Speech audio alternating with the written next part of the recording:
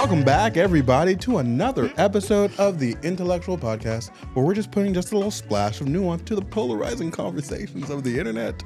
I'm Jem. And I'm Renee. And we are your hosts for today's conversation, where I am going to try and convince Renee about a point, a point that I've been trying to convince her about this entire time for about like 8 months. Yes. 8 or 9 months. You've been annoyingly persistent about it in every conversation. Ever since we finished our dating series that started this podcast, I was like, that was long-term relationships. We should do a short-term relationship one. And when I said it, I had an idea in my mind of how I wanted it to be. And now that I have to tell it to you all, I'm like, what the fuck? Getting was nervous. I don't know if it's nerves per se, but I am like, I don't know. Like, as time passes, you don't feel as strongly about things. Like, after we finished the long-term one, I was like, there needs to be a short one. Like, fuck long-term relationships. What about the short-term? So strongly about it. And now I'm like, long-term relationships are so necessary. They're so good. Like, I kind of like long-term. Like, no, work short-term relationships, blah, blah, blah. So... But in the spirit of like being consistent and being stubborn in the fact that like, no, if I can make a case for long-term relationships, I can also make a case for short-term. 100%. Right. Well, you've been annoying enough about it. I think now you kind of have to. I kind of have to. There's no take back. I really kind of have to. Yes. So I have to ask you, the long-term relationship queen. Yes, the queen of long-term commitment. What constitutes a long-term relationship? How long? How long do you have to be with a person before it's like officially long term? Oh gosh. I mean, I think once you hit like a year mark, you can kind of feel pretty like solidified in that like relationship. A year is the cutoff? Yeah. I'm going to go a year. A year? I think that's like solid. Anything under that, when you say months, it's kind of, you know what I mean? We've been together 9 months. We've been together 9 months. Like, okay, like you're still getting to know one another at that point, right? Not to say that you aren't at a year, but it's a little bit more of like, okay, this is a consistent like person that I've been with. A year, you've seen enough different scenarios with them to where you can kind of consider that like this is like a relationship that's lasted a long time. Got you. All right, so let's use the context of a year because while she might be the queen of long-term relationships, I am something of a savant of short-term relationships. And I have studied almost religiously how to get in and out of relationships, and like those first couple moments, honeymoon phase, absolutely amazing. I can maneuver them flawlessly, almost scarily so. I'm not going to explain how to do that at all. That's not what we're talking about today at all. Okay. But I think the nature of what I want to discuss for this idea is that long-term relationships are always the default. And in my contrarian like way of existing, I'm like, why? I'm like always going to question why something is the default. Like, what is it about long-term relationships that makes us like the default? Obviously, it's marriage. Obviously, it's whatever. You date so that you can get married, right? On a macro level. Yeah. But that doesn't necessarily mean that short-term relationships are invaluable. Totally. Okay. So I want to explore some of the things that I think, as a person who's been in long-term relationships or short-term relationships, what I actually find to be the value in it and why I enjoy them. Not to necessarily shade long-term relationships because, what do you look like being 60 and single? That's kind of weird. Right. That's kind of weird. But why is that weird? The assumption is what the assumption is. But why is it weird? Why is it weird, Renee? That's what I want to know. Well, I mean, if a man or a woman, I guess. Actually, wait. Well, okay, I'm just going to say what I'm going to say. I'm just going to say it with my chest, all right? And we'll figure it out later. This is the day of opinions and proclamations. Go ahead. If you were like 60 or 70 and you have not been in any like long-term relationships, like a significant amount of time, that is like kind of odd. If you've never been like, I won't go as far to say if you've never been married, like I can respect a long-term partnership without bringing the government into it. Got you. I'm all for that. But yeah, if you're that age and you're single and you've only had like a bunch of short bursts, short-term, that's non-committal. That is concerning. Actually, well, yeah, I do say it with my chest. I do say that with my chest. It is strange. Yeah. It is strange. But is it strange just because it's just the norm and everybody always just ends up together? You're like the odd one out, so to speak. Is that why it's strange? Or is there something else there? So in this conversation, I want to challenge the assumption that long-term relationships are the best type of relationship to have. Okay. 1. And 2, I want to kind of elaborate and expand on why short-term relationships may be a better option.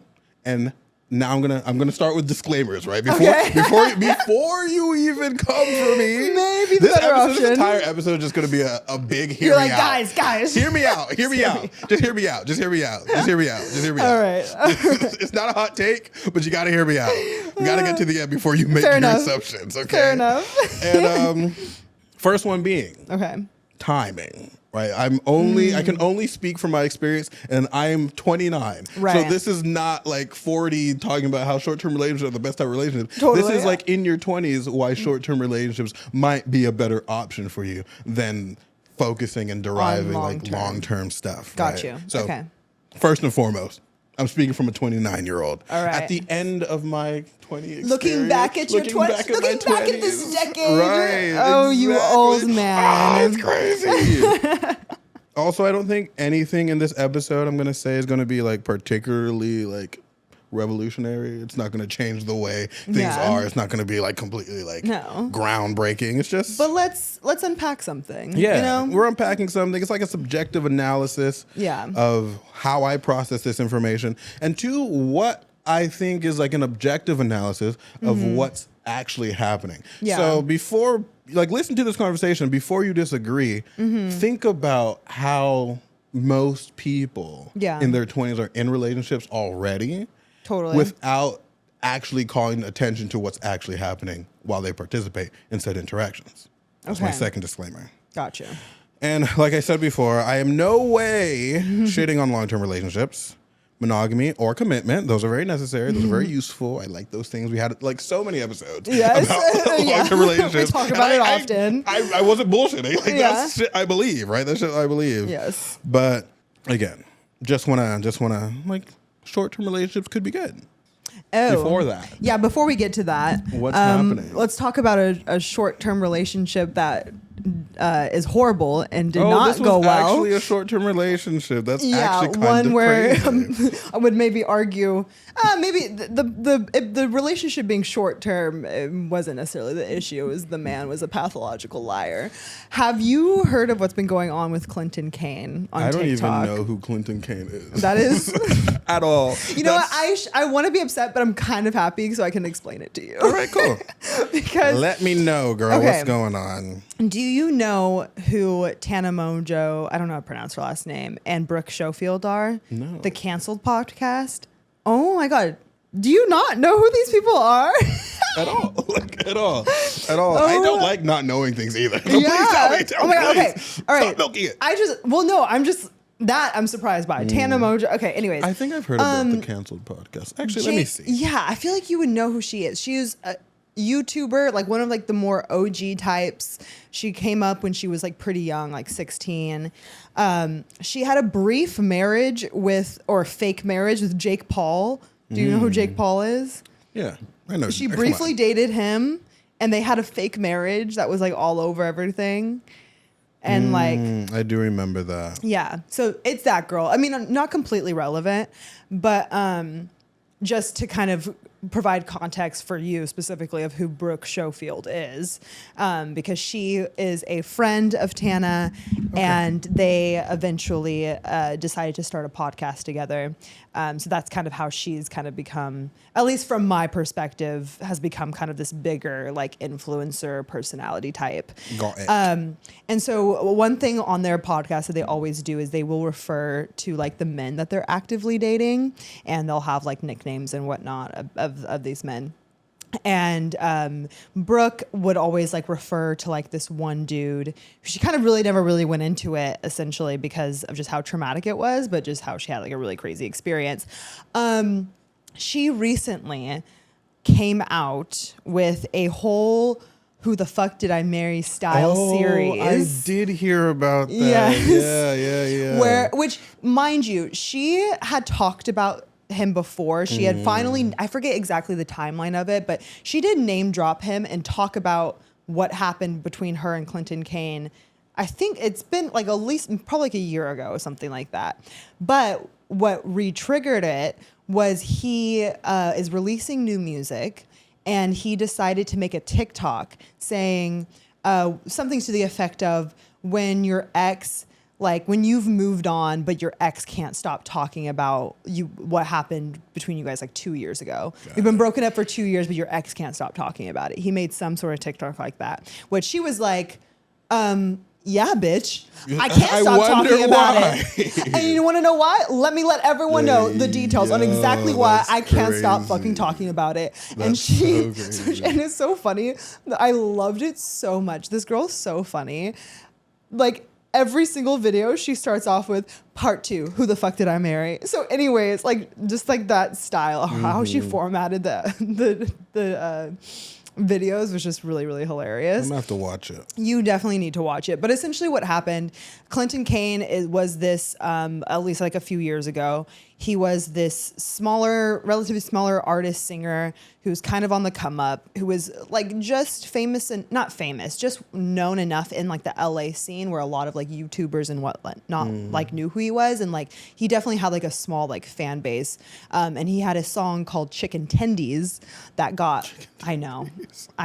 Honestly, it already gives me the ick. Like a man that would name us, I'm sorry. To anyone who's a fan of the song, I'm sorry, whatever. We're not sorry. I'm not sorry. That's like the tragic name. Yeah, like that's crazy. Like that's like an ick. I don't know. There's something about that that's an ick. It's because it's tendies. Right. Ew. Why are you calling it tendies? And seriously, anyways. So weird. Okay. But yeah, so he was on like the relative come up, and like people kind of knew who he was. He had this song that blew up, and everyone, to their knowledge, you know, he is an Australian singer who's living in LA now. And I think part of the reason this song blew up was he was writing about his family, because his mom, his dad, and his brother passed away. They died. Really tragic. And the song was kind of about that. It's rough. And so really, really tough stuff. He kind of plays on that a lot. They start dating. He had like reached out to her, basically was really persistent with her. And then they start seeing one another, and it was pretty much off the bat like a very toxic like relationship. He like basically could not go without being with her. Like if she was not at his, he was at hers. Like it was like very much like very codependent. Yeah, exactly. Got you.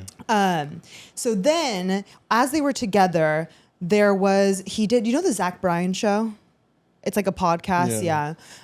He went on the Zach Bryan show and did like a whole interview, and he kind of talked about his like relationship, or not his relationship. He talked about like his family and like the inspiration for the song and blah, blah, blah. Mind you, his Australian accent kind of by the end of the interview kind of completely goes away. And everyone's just like, oh, it's just because when you're in LA, like, you know, You've been talking I have friends. American for so long. Right. Like you live in like the city, like you kind of like convert. Like I know people who are like that.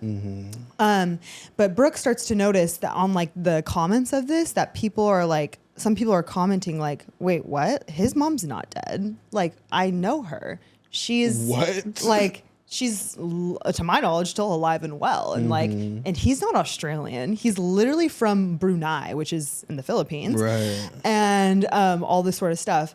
She confronts him about it, like sort of. And like, he's like, why would I ever like, cause she's like, because that's a wild thing. You're in a relationship, this person telling you like, oh, like my whole family died and I'm Australian. And you're like, right. And like, you're like, okay, like how do you like approach that when like, how can you tell someone I don't think your mom is dead? You know what I mean? Is your mom actually dead? Right? And like, obviously he uses that against her. Like, how could you even like, think that? Like imply that that's the case, blah, blah, blah. Got it. Completely gaslights the fuck out of her. But it essentially, long story in short, there's obviously a lot of like, it was an abusive relationship. It was a short term. I think it was like 3 months that they were together. But he was definitely like emotionally, like verbally, like abusive, from what it sounds like. And allegedly, no, she came out with stuff. Like, look, she came out with recordings of their conversations back and forth, like of him like gaslighting the fuck out of her. That's insane. Crazy. So it basically came out that his family alive and well. I guess his dad did pass away, but it was like years ago. And he's not Australian at all. He doesn't have an Australian accent at all. He was just faking it? Faking it. Completely faking it. Why are all these who the fuck that married people like just faking their lives? Right, like what the heck? Like even Risa Tisa person just completely fabricated a human being. I didn't even put that connection together. Why are you guys fabricating human like beings? How are these men just like straight up like lie?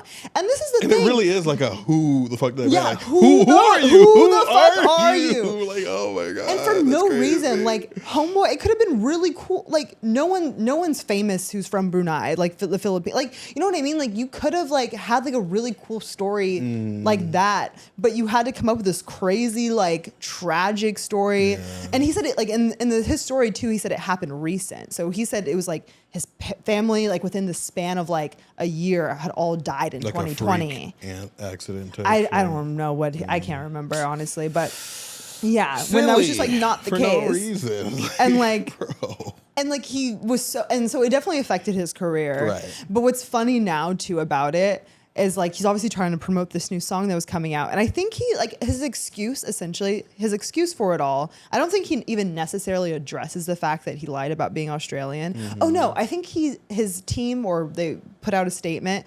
They say that that he would visit Australia, and that's what he meant. Like he wasn't actually like Australian or something like that. You know what you're saying when you're using words. Like, come on now. And then he was also saying like, oh, I wasn't ever talking about my actual mother. I was talking about a mother figure that I had who tragically passed and blah, blah, blah. Which still doesn't explain the brother that you said died. Right. And like, yeah, your father did pass away. R.I.P. But not in 2020, right. like you said. So like they came out trying to cover shit up. But it's so funny because on his TikTok right now, all of these, like his most recent videos, like 2.5 million views, all this sort of stuff. And then you go and look at the comments are completely turned off at this point because it would just be people roasting the fuck out of him. And the likes are like 2,000, 5,000. So millions of views, like the ratio, because people are just going onto his page to see what's going on. Yeah. But like, that's crazy, man. He's been, what do the kids call it? Cooked. He's cooked. Why don't you know? You're the young one here. You are the young one. What do you mean? Cooked. You know, I don't know how to use these modern terms properly. Oh I'm just always nervous that I'm not going to use them correctly. I don't know why. I need you to just start using them wrong then. Like the fuck, all this hesitation. The stakes are in the fucking ground. Jesus Christ. Just use them wrong. Okay? I'll make fun of you. We'll move on and then you'll learn how to use them correctly. Yeah. Easy. Stop taking that away from me. Stop taking your ability to make fun of, to roast you. Are you kidding me? See, I don't want to get cooked. Bruh, I never roast you. I have like nothing to roast you on. Oh god. Nothing that's like tee-hee ha-ha funny. Yeah. Everything I would roast you on is just like like in-depth. like damn, actually, that was like a full read. Yeah, like damn, it came from my soul. My whole livelihood. Damn. Like, Jesus Christ, okay. Okay, God. Oh my gosh. But yeah, so that's what I've been obsessed with on the internet right now. How long is her series? It's not nearly as long. I think it was like 12 parts. Okay. Yeah. Easy and money. They were like 1 minute, 2 minute videos rather than the 10 minute.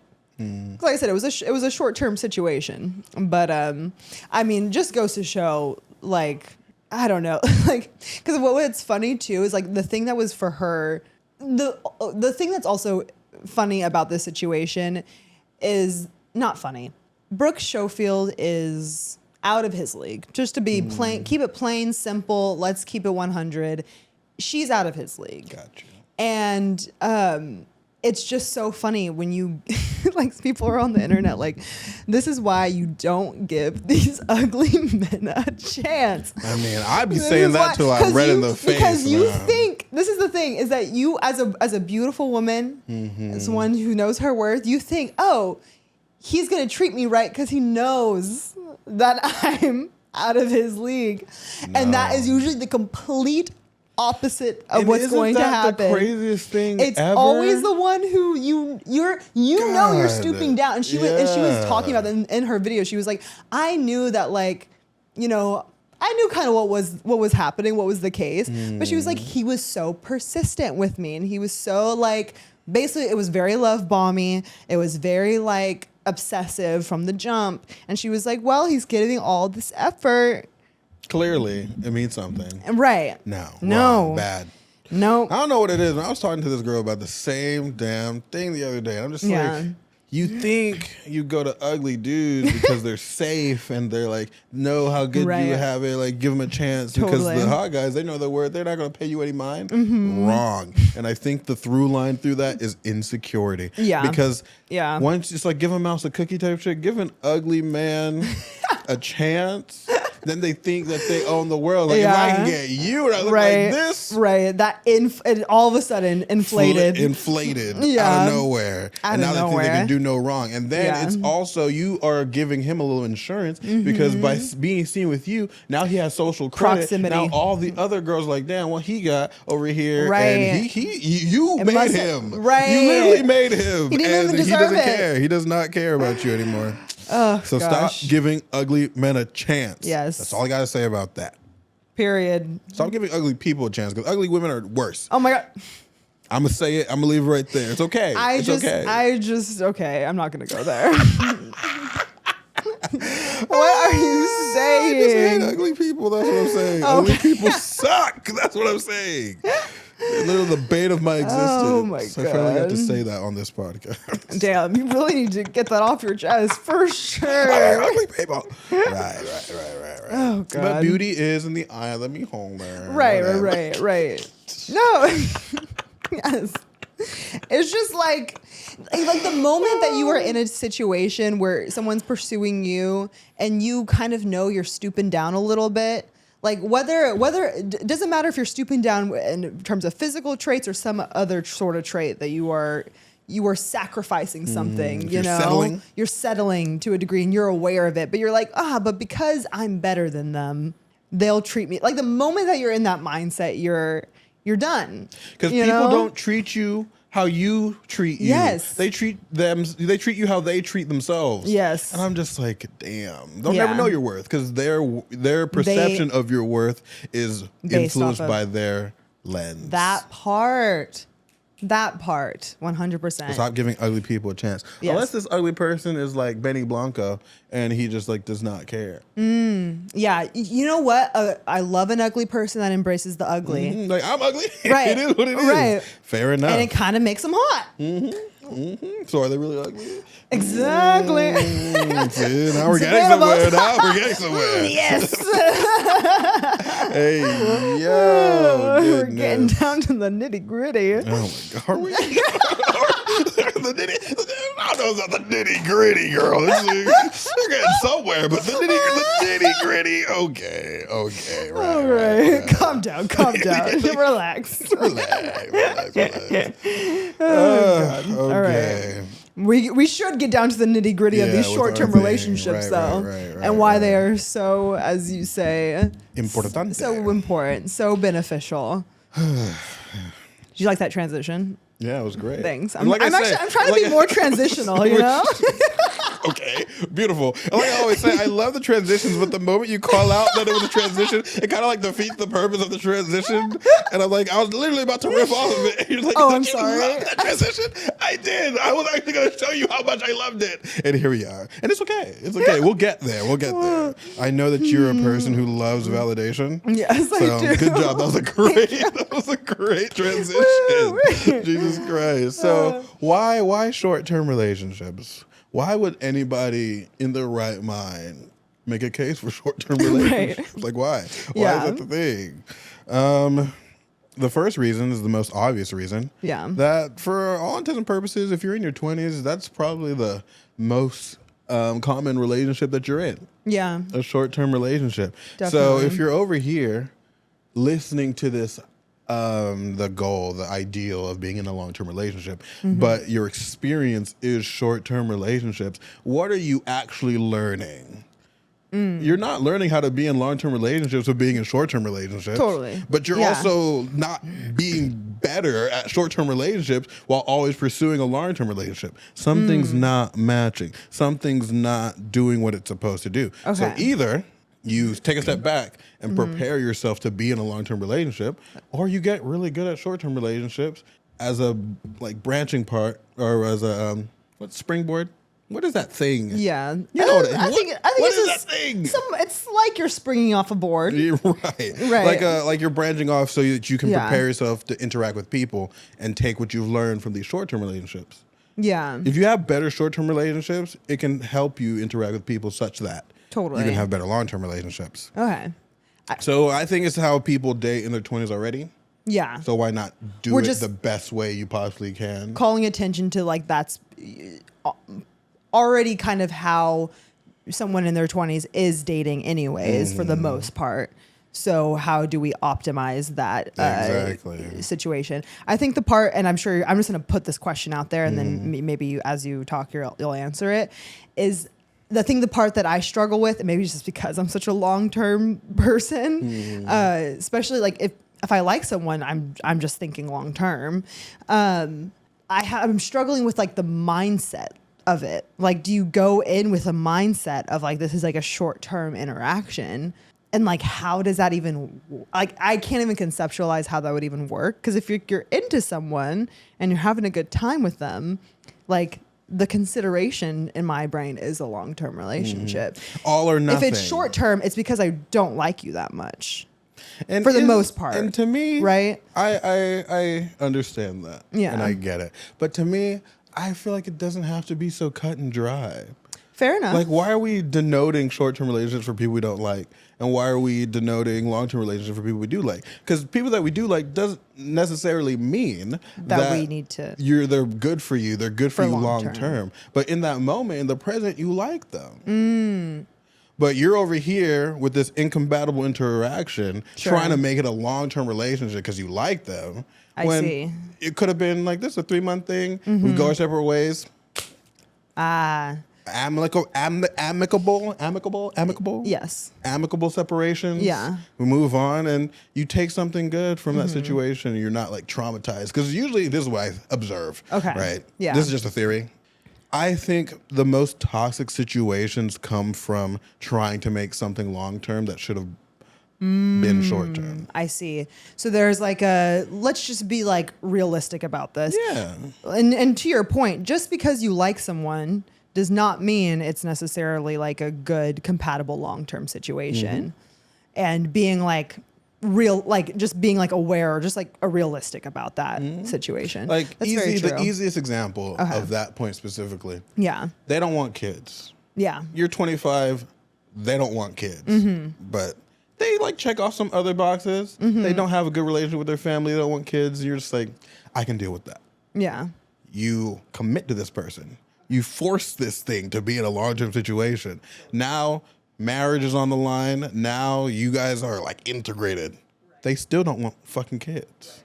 Now you're fighting tooth and nail about all the time you invested, all the situations that you've been through. When they told you from the beginning they don't want kids, and you just decided to hammer that in because you like them, or because other things were working at the time. Right. When it's in your mind, you can be the person that is going to be the person for me long term is the person that wants kids. But it doesn't mean that this guy who doesn't want kids can't give me something in this moment that I don't have to necessarily wait for the long term relationship for. Gotcha. Right? Got you. Okay. And to that point, I think that there's just as much value to be derived from short term relationships as long term relationships. Yeah. The caveat being the takeaways are not the same. Got you. What you take away from a long-term relationship and what you take away from a short-term relationship usually are very different. Okay. Are very, very, very different. So let's get into it. Let's get into it. I feel like I'm in class. So, what is the most fundamental feature of being in your 20s? What are people doing in their 20s, Renee? Mid-20s, what do you be doing? I don't know why I feel on the spot right now. When I say it, you're going to be oh, yeah, of course. Yeah. I don't know, trying things, pursuing careers. And what is that? Trying to establish yourself in some way. Self-discovery. Yes. See? Easy. That's what it is. Perfect. Your 20s is about self-exploration and self-discovery. Right. And I don't really believe that long-term relationships present the best opportunity for you to discover yourself in your 20s. Yeah. Why? Because you can't discover something and participate in an interaction where you have to be something for someone else. Mm-hmm. You have to do one or the other. Gotcha. You got to pick a struggle. Okay. And most people find out, and you hear this a lot too, like with the really long-term relationships, 5 years, 10 years, they get so disillusioned about what that relationship was because after X amount of years, we're like, what the fuck was I even doing for the last 10 years? Why was I in this for so long? So I think in your 20s, assuming that you go to college, assuming that you're out of the house, you have an amazing opportunity in the dating field. The situation, once you're free from that supervision, you can either do two things. Mm-hmm. And one is you either, focus on yourself, so you have a very internal focus. You are very career oriented. You focus on your goals. You start unpacking how your brain works and what makes you really tick. And you're really unpacking all the years of trauma and all this stuff, right? Or you can do external focuses and you're focusing on people, experiences, substances. Right. Which, at the end of the day, what that usually means when you're 20 and in college is that you're going to be thrust into the bowels of hookup culture. Right. But so like I said, in between fucking everything that moves and focusing on yourself, you're met with an opportunity, a beautiful opportunity if you learn how to balance that situation. Something that you often talk about now after the fact. So it's centering yourself within that external focus. What does that mean? You focus on immersing yourself in experiences and attune yourself to your reaction to them. Explain that further. Attune yourself to what was it? Your reaction to them. You become one with your emotions. Okay. You understand them. You feel them fully. You feel them presently. Yes. You don't let them control your actions. Just because you feel a certain thing doesn't mean you have to do a certain thing. Right. But you get to pause, and they don't need to be pacified. You treat them as a signal to interpret and assess in relation to all the other things that are happening to you. And while you have that, you can participate in all these things that are happening, no matter what the thing is. Yeah. But you are not doing it because you're just being pulled by some external thing. Gotcha. You're doing it because you are participating in the situation in relation to yourself, not because of something that's happening to you. Gotcha. It's not a reactionary mode of existence. Exactly. And I think that automatically decenters relationships from the whole narrative. And like we were saying before, you get to participate in what's happening right now. Ooh, I like this person. This doesn't have to be anything more than you liking this person. Right. And then you can act on the fact that you like this person. Right. What does that have to mean other than it's fun to be around? I can make out with them. I can explore this. We can go on fun dates. They can make my life a little more colorful in this moment. Yes. And then when it's not feeding me, when it's not working, when it's outlived its expiration date, separate and go to the next one. Is there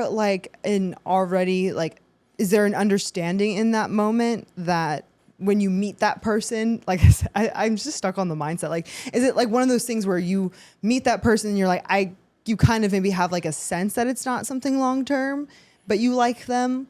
And because I don't know, just how do you distinguish? I guess that's maybe my anxious brain. It's like, how do you even distinguish whether it's like, this person's good for a season versus this person's maybe actually good for establishing like a life? How did you distinguish that? When? With my last relationship? No, in your entire dating history. Because you've had short-term relationships. Yes, I did. So how do you distinguish that? Well, this is the thing, is I don't know. Well, if I'm being honest, I don't actually think I was the greatest at like separating, like having mastery over my emotions, specifically my anxiety in those short-term relationships. Did I always know at the end of the day that when things needed to end, they would end? Yes. But I didn't have so much of like a healthy, like, oh, this is just what it is, and then this will end when it ends. So for you specifically, the anxiety was like something that you couldn't necessarily rely on to determine what that situation was. Yeah. Because you would always have doubt regardless. I would always have doubt. And like, especially then when I was single before my most recent relationship, I just was like, so like, I don't know, like I just was so wanting like love. So like, that was really like I would, sorry. I'm like just thinking about it. I'm like, that's not completely correct. But I was at the end of the day too. So like, I don't know. I think that like, I will say this, I do know pretty immediately when something's like not it. I will say that. And what's that, intuition? Yeah, it really is just intuition. Like, that's not going to be my husband. Like, I know that's not my man, but like, I can have fun with them. And I think I said a lot and I could have said a lot less, I'm realizing. I'm sorry. I'm becoming very self-aware at this moment. I said a lot. I went on a whole. So much less. I went on a whole like circle only to like now agree with you with what you're saying. Yes, like yes, I have been able to just immediately like no. Mm-hmm. That was like my point. Also, this is no exactly. That was my point. And that sounds like we got there. I said so much. I said so much and I didn't need to. Only to come back to what I was saying. Yes. You always know intrinsically on an intuitive sense. You always understand what this is going to be. Yeah. And even if you don't automatically, like I said, most people don't think like this. Mm-hmm. This is me articulating a phenomenon that I've observed this entire time. Totally. So most people do this all the time, and even though they're not thinking about it, what ends up happening if the relationship doesn't work? You can ghost them. Yeah. Or you can end the situation. It might be a little bit more like tumultuous if not. But things end and you move on and you go to the next one. Yeah. That's how it always works. And also too, because I think the moments that I was thinking of for myself in which I really thought and like believed, quote unquote, that this like certain situationships could have been more of like a long-term situation or I wanted them to be.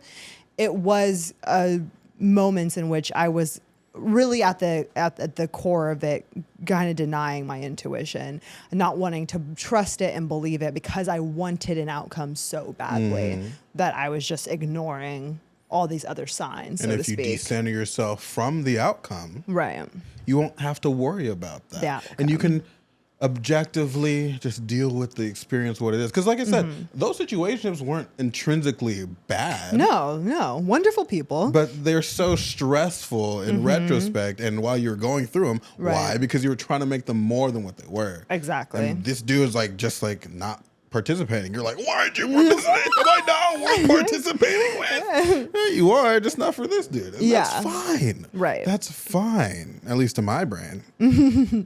And to that point, in regards to like situationships and whatnot, situationships end so chaotically and they are usually shorter than they could be because of that. Like they come to a point where you're involved with this person sexually, when you're involved with these dynamics that are more or less like full-blown official relationships. Right. It's very hard to distinguish between those behavioral patterns. Right. It's just like, then why aren't we just in a relationship? Yeah. Regardless of whether like the relationship would work. Like I tell people all the time, what you like about people, and those titles mean a lot of the shit, bro. Yeah. Those titles come with a lot with some responsibility of for shit, sure, bro. People don't really understand how loaded those things are. And people expect a lot of things. People interpret a lot of things. People have complete ideations of what relationships are supposed to be just because like boyfriend. Wow. Yeah. It's a loaded fucking thing. It's so fucking heavy. And you could have had a situation, maybe, I don't think you should necessarily have a situation that lasts like years. Right, like, right. Probably not. Move on with your life. That's outlives its welcome, sure. Yeah. But like, if you go into it without like expecting anything, you probably could have a situation that lasts a longer amount of time. Yeah. One, and two, if you're not so stressed out about it being a certain thing, you probably have a better opportunity of making it into something more official. Sure. Because you're not like trying to force it into, you're not trying to force a circle peg into a square hole. Yeah. Yeah. So this is true. More on that detachment. I think short-term relationships embody life and the human experience that you so readily love so much. Miss Human Experience over here. And this is, I realize that every point that I made is like a response to a preemptive rebuttal that someone would say. Right. And this response is that like you can avoid a lot of pain and anguish by like being more intentional with the way you participate in relationships. Okay. And yeah. To which I say, short-term relationships embody the human experience. Okay. Why? Because life is a movie. Life is a movie. Wow, sing it. But we like living life like it's a highlight reel. We only want the best of the best. And social media has primed us to only showcase the best of the best. Right. And it looks like everyone's having the best like life that they could be living. Yeah. But that's not the human experience. Right. That has nothing to do with the human experience. What is the human experience since you love it so much? What is it? What's the human experience? Well, I like the way that you put it just now, that life is like a movie. Because it's not just about the flows, it's about the ebbs, it's the peaks and the valleys, right? You know, it's just as much about the struggles, trials, and tribulations as it is about the highs. You know, you can't, one could argue, and I will argue, you cannot have the highs and appreciate the highs without the lows. Exactly. And of course, it's ingrained in our biology. We have a biological imperative to seek pleasure and avoid pain, Right. to seek stability and avoid uncertainty. Totally. But the beauty of life is the mix of everything. You get clarity from having been blinded. You get stability from the unstable situation. You get certainty from uncertainty and vice versa. Right. If you're only seeking the best possible outcome, you're missing one of the most foundational parts of what makes that outcome worth having. So why am I going to go for the home run all the time and miss all the bases? Yeah. Home run is a long-term relationship. Yeah. But I can learn something at first base. Yeah. I can learn that these type of men do this type of thing in this type of situation. I can learn that if I do this in this way, something else can happen. And you can mix and match, be a little scientist, a social scientist, if you will, and really go through these iterations and not necessarily like waste the long-term relationship, like learning all those mistakes. Because I don't think this is hardly ever talked about. And I know it happens because I've spoken to people that this happened to. The long-term relationship isn't able to last their personal growth. So their personal growth was so chaotic that the person that they wanted to be with, or the person that was trying to be with them, opted out because it ended up not being worth it. To which everyone would be like, well, they weren't just your person, whatever, blah, blah, blah.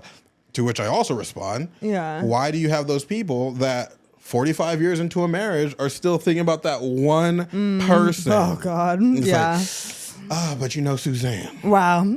That Suzanne got away. That Suzanne. The one that got away is a concept for a reason.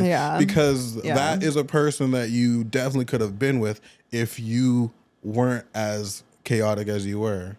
Because people, the narrative is that the person that's meant to be with you is going to be with you regardless of all the bullshit that you put them through. And it's nice to think about. Yeah. I love that sentiment. It's like, my person's going to be here for all like my ups and downs, blah, blah, blah. Like, yeah, sure. But like realistically, your person, a person, I think like we always say, many people can be your person. Yeah.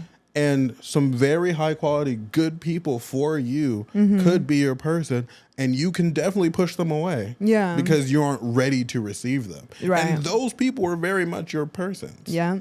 And you just cannot do it because you're over here practicing how to be around people with someone that could have been like the love of your life. Right. Which different circumstances, timing, etc. That can be its own argument. Conversation. Yeah. We could really get into that if we wanted to. But I think it's I think sitting and enjoying ambiguity, like situationships are horrible for people because people can't sit in ambiguity. Totally. They want to know what things are and define it so that they can have peace of mind. Yeah. Again, if you center yourself and detach yourself from the outcome, and you don't need relationships as badly, but you're pursuing experiences, the ambiguity becomes part of the experience. Totally. That's why I am always in some weird ass situation, and I can like you hear my relationship stories, and it stresses you out here. Like why? What the heck? What the heck? Like what the heck? Like literally, what the heck? Yes. Sometimes. And I'm just like, I don't know, the ambiguity. Sometimes the ambiguity feels really good, and then there's other times where it's like certainty is also just as good. And I can sit with both of them and hold value and space for both of them equally. Of course, how you're feeling and how you go about the ambiguity and the uncertainty is different than the certainty. Right. But it doesn't necessarily mean the uncertainty is worse than the certainty. Right. To me. Yeah. I'm a big proponent for living life. And I don't think you can live life like you were saying in the sex episode. I don't think you can explore and live life as well with one consistent thing. Yeah. Sure, that's cool if you can do that. You can definitely, actually, no, I'm going to take it back. You can't. The caveat being that the people who make the most of like high school sweethearts, they're living multiple iterations of life with the same person. That you can do, but it's still a bunch of iterations. Right.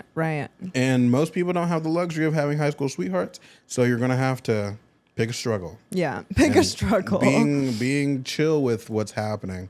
Yeah. And existing in that space is like the way to do it. And then my last little point that I have here, there's a time and place. There's a time and place for lifelong commitment. There's a time and place for the love of your life. There's a time and place for marriage. There's a time and place for all that stuff. Most people should not be getting married at 22. I think it's a weird cultural norm that we haven't really evolved past.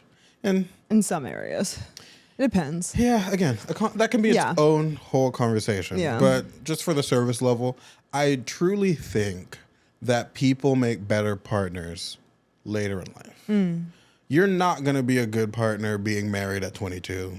Probably They're probably the ones that are jacking up the fucking divorce rate. Oh my gosh, stop. It's the 22-year-olds. It is. It's the people that get married at 22. It's the 18-year-olds in Utah. Yeah, literally, because my parents got married. Just kidding. They're actually staying together forever, probably. You know what? Let's not even bring those in there. I'm not even going to go there. It is the 18-year-olds that are jacking up the divorce rate. Because my parents got married late 30, 40, still together. Yeah.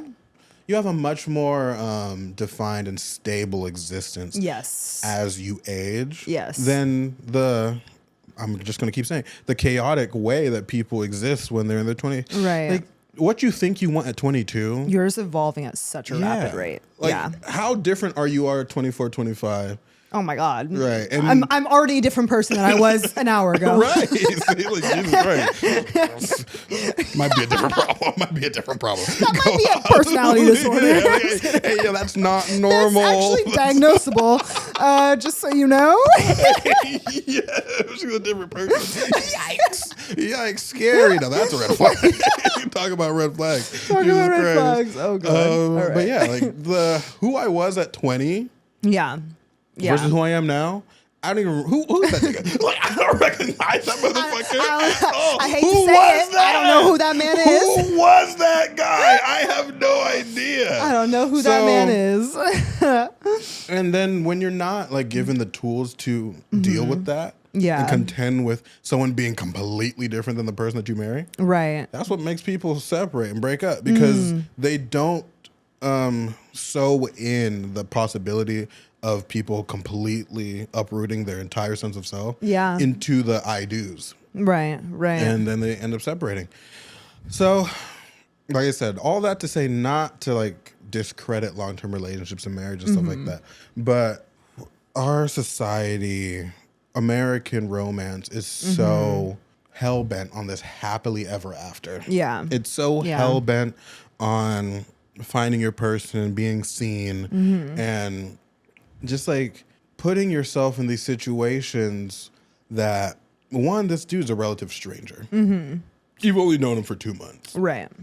And you're already calling him your boyfriend. You're already saying, I love you. You're already talking about how many kids you're going to have. You're already introducing him to your parents. And this man in his own self is evolving rapidly. Right. He is paying attention to you right now.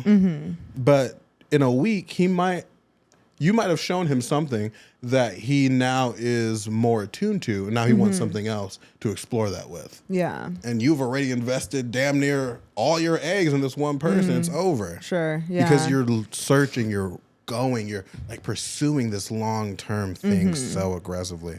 When 96% of people get married. It might not be to the people that they want, but they be doing it. There is no shortage of marriages. People have not gone out of marriage. Churches have not gone out of business. Bridal showers, bridal things, all the wedding shit, still thriving. There's a $1 billion economy for marriage. Right. It's not going anywhere. You will probably find someone to marry you. So if that's more of a guarantee, why are you so stressed out about it in your early 20s when you could be stressing out on being a person worth marrying? Oof. There you go. Yeah, that's snaps to that. Yeah, there really is no rush. There's no rush. There really is no rush. That is the best way to summarize that entire point. There's no rush. There's no rush because you will get married if you want to get married. And if the more you are a person worth marrying, the more likely you are going to get married. 1. 2, I see people get out of relationships all the time. And I tell them all the time as they try to discredit their interaction. And like we said in our long-term relationship episode, the fact that it happened is important. The fact that it happened, you can take stuff away from. The fact that you participated in something is worth something. Totally. If only the fact that you participated in it. It could be the most aggressive iteration of a participation you could probably participate in. Sure, right. But it's an experience that happened to you, and there's value in that. Yeah. And the same thing for short-term relationships.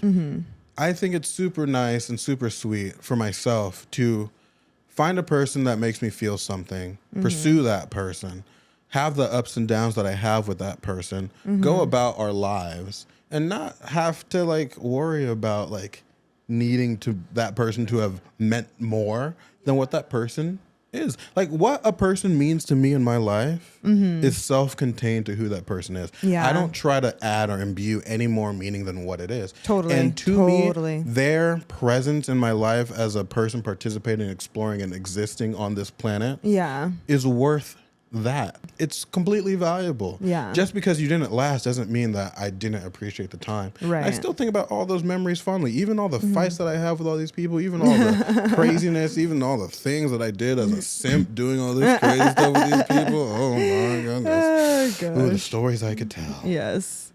Yeah. Want to hear a funny story, actually? I've never told you this story. Oh my God. Ooh. I'm sat. Spill. Oh, it's so embarrassing. It's so embarrassing. Gosh. Wait, tell me. I must know. So I was really into this girl. Okay. I was super into this girl. Not more than I've ever been into a girl, but like this was when I first started like really exploring what being into women was. Okay. And as is college, there's a lot of men interested in girls. So this girl was talking to a guy. We're at a party, and just going back and forth. I was like chilling with the dude. We're like no animosity, like all good vibes, good fun, whatever. Okay.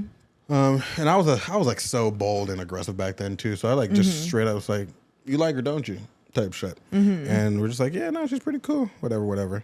So we both found ourselves in... You guys both like the same girl? Same girl. Okay. So we both found ourselves going home with her that night. Oh.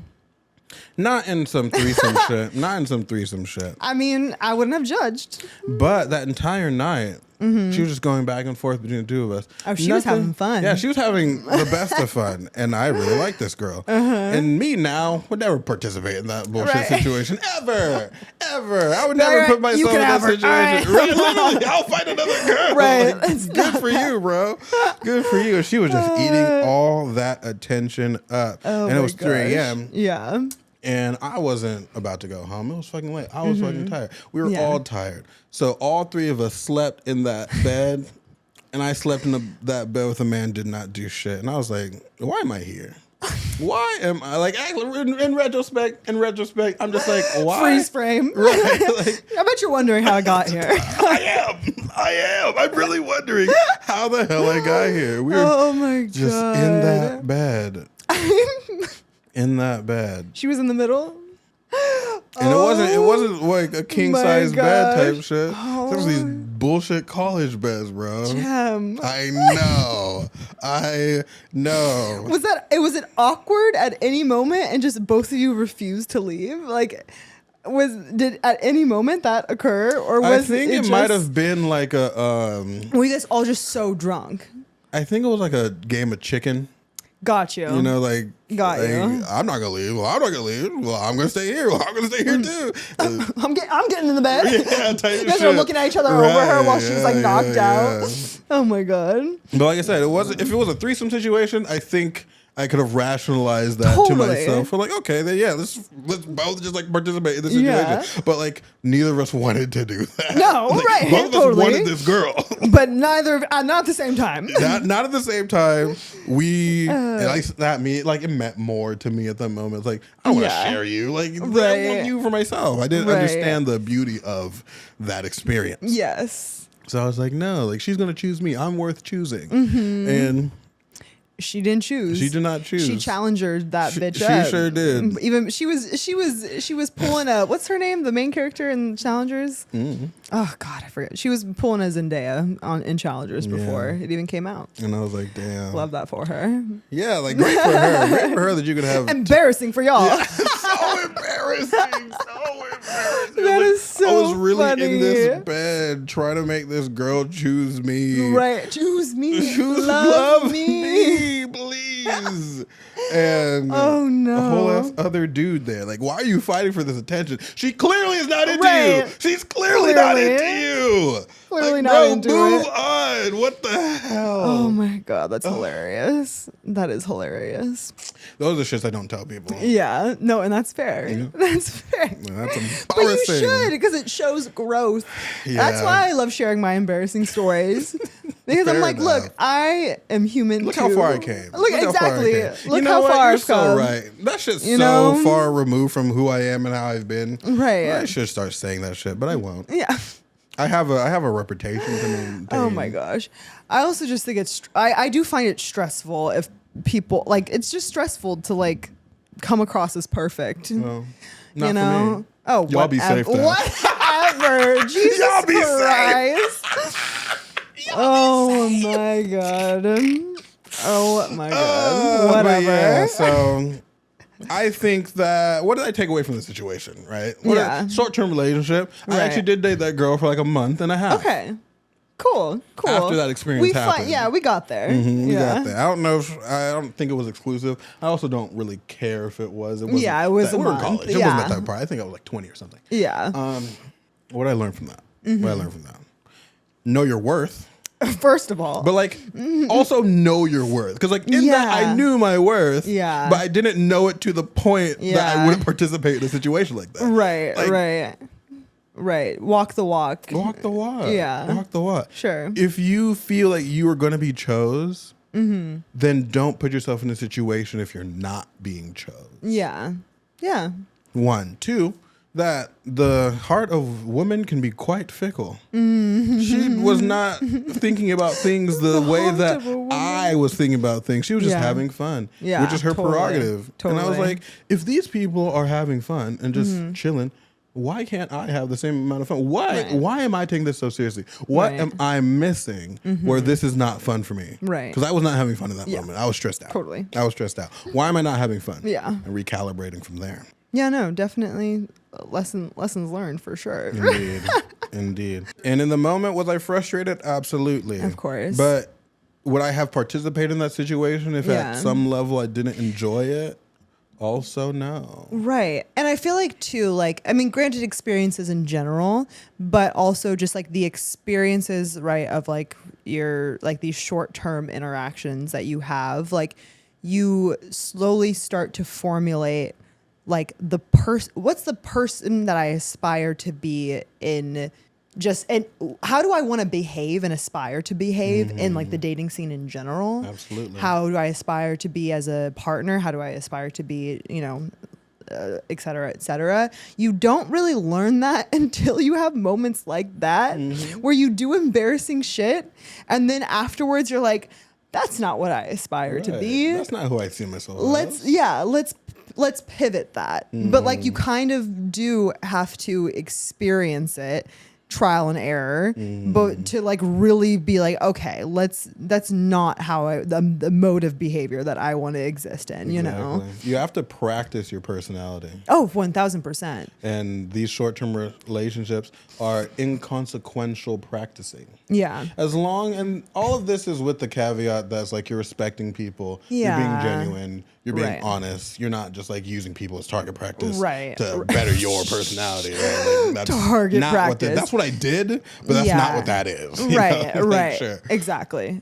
So being authentic, being genuine, but you do have to practice it. Yeah. And again, putting yourself in situations like that will have you recalibrating really quickly. I never did that shit again. Right. When I did, it was a threesome. Oh my!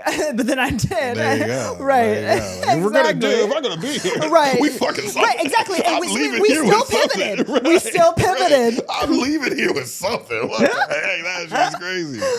So, oh my gosh. Yeah. No, I think now that we're kind of you've made your point, and as like you usually do, I really like these because we've done another episode, this kind of formatting where Jim kind of like a judge or like a lawyer. Yeah, there we go. You should lie to your partner. Yeah, exactly. wait. I'm making a case. Jem is making a case for something. I'm hearing it out. And as I did last time, like you are making like very like good points, and I think I think it is true. I think like there are certain like principles and like ways of like interacting in the world that you kind of have brought up, a lot of like elements of like of detachment, of decentering relationships, centering yourself in a good, healthy way, not in a selfish, self-centered way. And experiencing life. Exactly. That I think is really important. Because you know, every single person that you like isn't going to be like, this is the love of my life. Who knows? Like this could be everything. It's immediately this fantastical like situation, you know, having some level of like groundedness when you're interacting with other people, even when you're maybe not so grounded in yourself, but like grounded in like your value. Yeah, exactly. Yeah, or like knowing that that's where you want to be, because it's kind of hard in your early 20s to be like, I'm grounded. Fair. Very you fair, know, yeah. But yeah, no, you did it again, Jem. You did it again. I'm glad. One of the next ones, I'm gonna have to say some bullshit so you actually disagree. You have to come to me with something that I'm just gonna till the very end just be like, I am opposed on every level. Fundamentally disagree on every level. That's what I need. Next time. Next case I make will have to be something. I have to say. I have to think of something. Or it has to just be a little bit harder for me to agree. You know what I mean? Got you. But you'll have to that would just make me a bad lawyer. Oh my gosh. Lawyers got to be convincing. Yes. Fair enough. Yes, you were thorough. You were thorough. Yeah. Yes, and like I was saying, that's how people interact in the dating sphere in their 20s. We're just not naming it. Yeah. Yeah. And now because that's how you did it. That's how I did it. That's how everyone that are my peers are doing it currently. But like it's different when you're like actively like, oh, this is going to be short term, so I don't have to do X, Y, Z, and like really calculate and really strategic. Right. That's weird. That's a weird thing to do. But it's more so of I think like what you were saying, because I think I'm really starting to understand it, of just like you're saying, just not being attached to the outcome of it. You meet a person, you like them, you're like, I like them. I'm enjoying my time with them. And sometimes that's all that it needs to be in that moment. Like, yes, sure, of course, as things go on, you may have to qualify things a little bit more here and there, but like, it doesn't have to be, oh my God, I like them. Oh my God, wait, what could this be? Right. Like, yeah, and exactly. And then what? Well, okay, I'll just have to wait around. Cause I actually would do this. There was definitely a time where I would do this, where it's like, all right, all I have to do, actually one situationship in particular, I don't know if you know who I'm talking about. Oh, I know who you're talking about.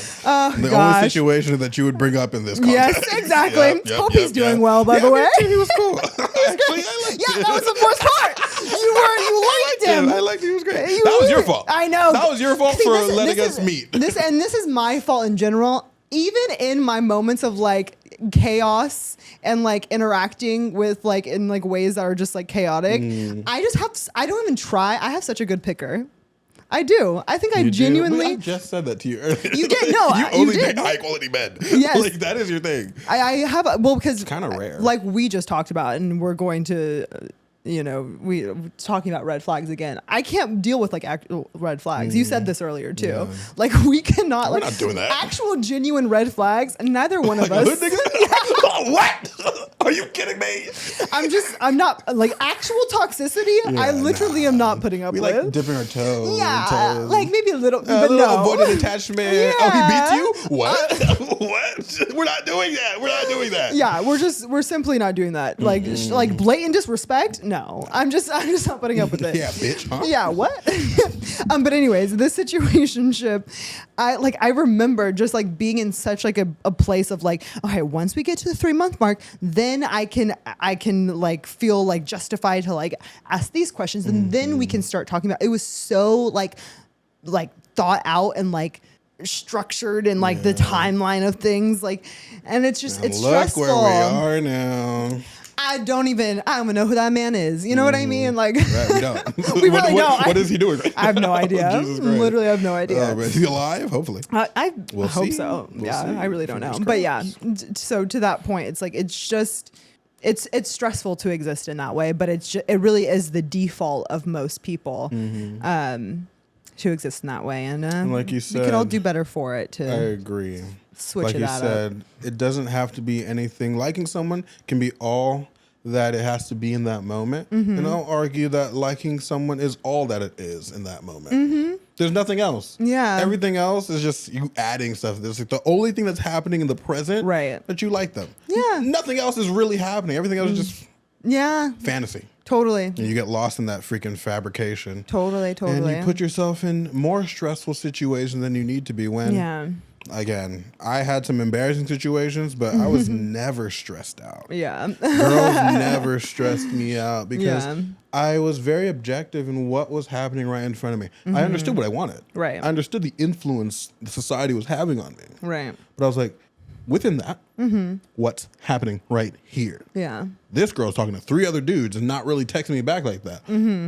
That's enough. Right. Do I want to date her? Do I want her to be my girlfriend? Sure. Yeah. But there's other girls that I can like and that can be better girlfriends than this girl that's not paying attention to me. Right. You just have to try hard. You just need to put more effort. You're too nonchalant. I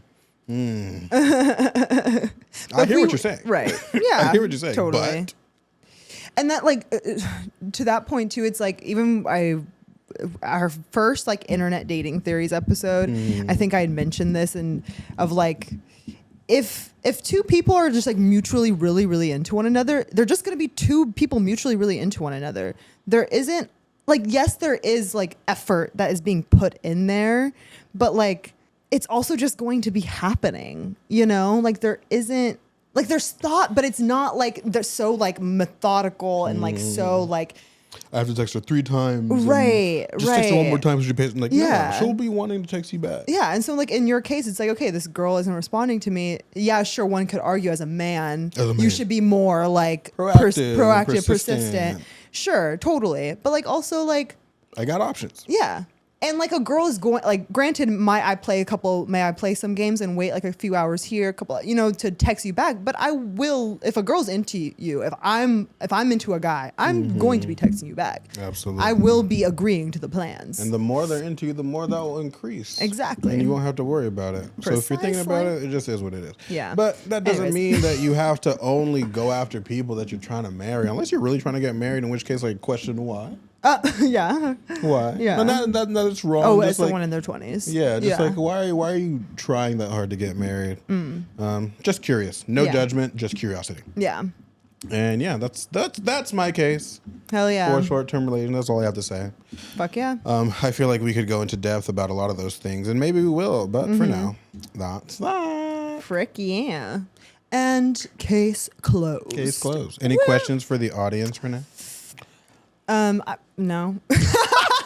Well, I actually am curious for people who are like married in their early 20s, like we're very dead set on it. Why?